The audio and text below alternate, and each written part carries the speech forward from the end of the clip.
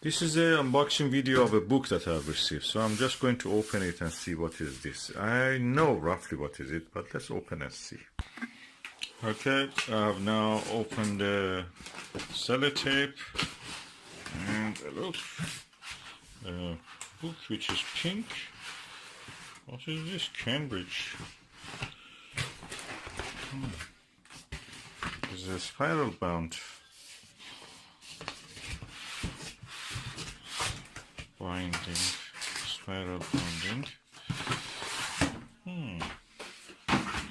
The puzzle. Oh, Interstellarum Deep Sky Guide Desk Edition by Ronald Stoyan and Ove Glan.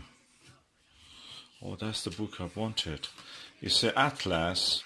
I've ordered this is the Deep Sky Guide. The Deep Sky Atlas I've ordered also. The guide, every page of it corresponds to a page in the atlas. So I wanted always to know how the objects look in the sky actually, because the photographs, astrophotographs, really can be misleading. And I wanted to see how they actually look, the objects in the sky, and if an observer like me draw a drawing of them, how they will look. So this is a good thing for that. Oh, lovely, look. Page after page of drawings and actual pictures. Astrophotographs. Oh, I love this thing. That's the Oval Nebula. Oh. NGC 919474. Oh, M97. Oh, that's lovely. M108. And this is how it looks through the view.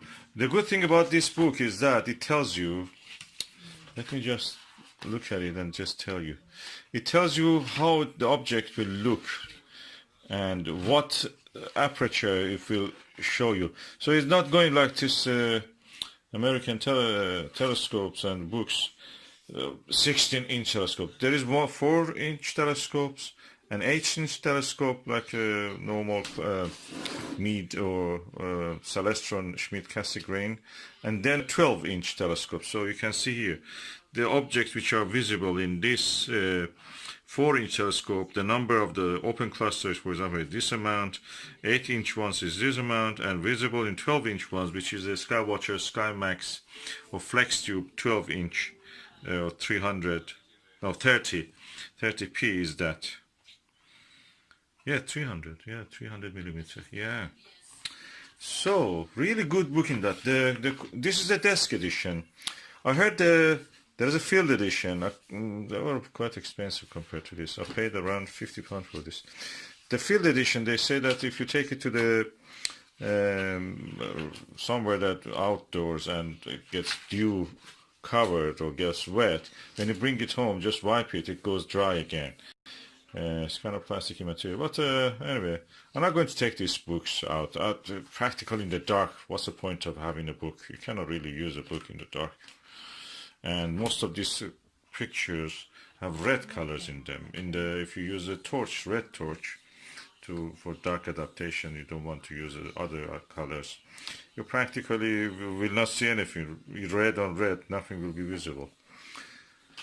So desk edition looks a good choice in this sense, unless I'm totally wrong. And look at that. Oh, I wanted this Horsehead Nebula. Oh, that's the way it looks. That's the way it should be seen in the... Oh, I can see more than this actually in my telescope.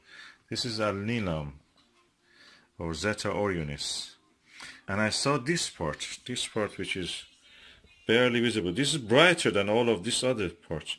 And the nebula around it is completely visible.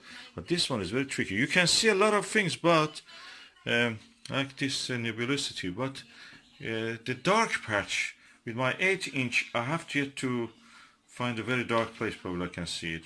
I use a nebula filter and UHC filter or ultra black, Orion ultra black.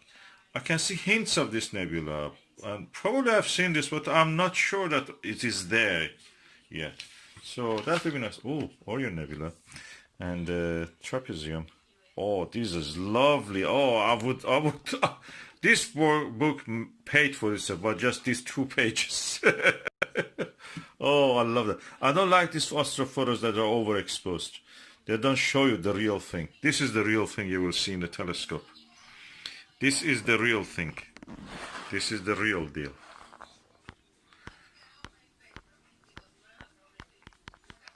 Oh, I'm so happy I got this. This is what you will see if you use astrophotograph. Simplest astrophotograph will show you this part. And this one you only see it visually. In photographs you don't see this part. Rarely you can see it. I've done a few things and you can see this part. But usually it gets overexposed. And this is overexposed image that you see in the astrophotographs. Of course this is a negative. Positive one will show background is black and the rest of it is colorful. So in a sense, having the visual sketch made by somebody who observed at the telescope and is written what telescope they have used. 14-inch telescope here they have used 200 times magnification. Oh, I love this book. That page for it made my... Oh, Rosetta. That's the way you see Rosetta Nebula. Oh, I was playing with a photograph of the Rosetta today, just modifying with the software. Man, look at this. This is there. This is what you will see if you use the telescope of the... Oh, that's visible in 16-inch. So I don't think you can see all of that in this 12-inch telescope. Well, anyway, number one, yeah, visible in 4-inch telescope, the brightest stars surrounded by this nebulosity. And Rosetta Nebula also will be visible. Yeah, you can see hint of it. Ring of faint nebulosity. So that's the must-have for any astronomer. I was thinking about getting the oranometry. I have the Sky Atlas 2000. I have it. I don't need that more than that. I mean, I have also Cambridge's Pocket Atlas, or many other atlases, little atlases. But this is something else. Also, the atlas of this comes to me, and I will show you that one when it arrives.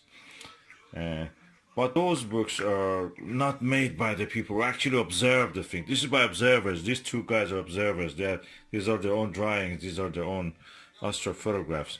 This is the thing you actually see in the sky. It's not some overexposed or used a lot of expensive gizmos to just show something. People are not competing now. This is another new snobbery. But how more expensive equipment you have, you can take a picture. Of course, if you're a photographer, you sell it, that's another issue. But just amateurs, I think it's getting out of hand. For me, these kind of simple things are good. Just showing how it looks under a book.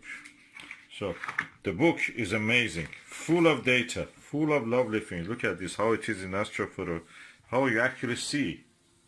This is with a... Is it 7? Oh, it's visible in the 4-inch telescope. You can see this in the 4-inch telescope. That's nice. But this drawing was made with a bigger telescope. Or what? I don't know what the UG means here. I have to look in the index anyway. Or you can buy the book and see it for yourself. And it ends with a beautiful catalog. All the NGC catalog is here. New General Catalog. Oh, look at the globular clusters. Oh, I love the way that it says visible in 4-inch, visible in 8-inch, visible in 12-inch, and challenges for big telescopes, for example. Number 5. This is the number 5 challenge for a big telescope. So nice to know. I think that amateur astronomy has really gone well this years. Makes it challenging for everyone because you think that everything is discovered. No, everything is not discovered. Simply because not everybody is yet observing the sky. Not everybody is yet born. There are many things to be discovered yet. Believe me. I know it because I've discovered things. Oh, by the way, I forgot to tell this about the second hand. First hand book of it is £100 or more. So,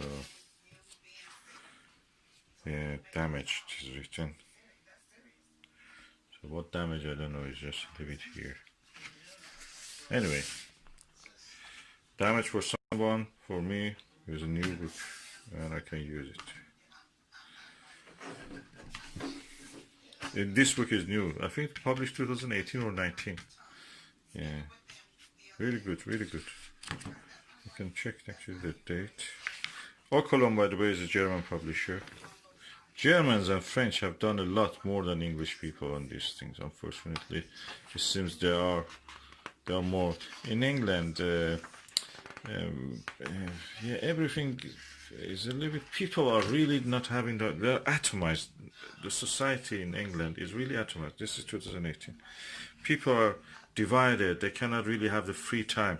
You know, for creativity, you need free time. You need leisure.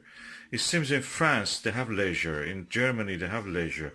They have that job security. Here you don't have these things, unless you're on benefit or something. Which you, practically, if you're on benefit, you will not be doing much, useful things. There are a few people who want benefit in the YouTube even.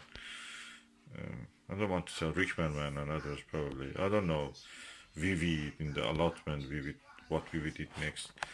But it's just my guess. I'm not sure about any of this. What I'm saying is that we have lost creativity since we publish a lot, but not much material in this. This kind of encyclopedic works always comes from French, German writers and publishers.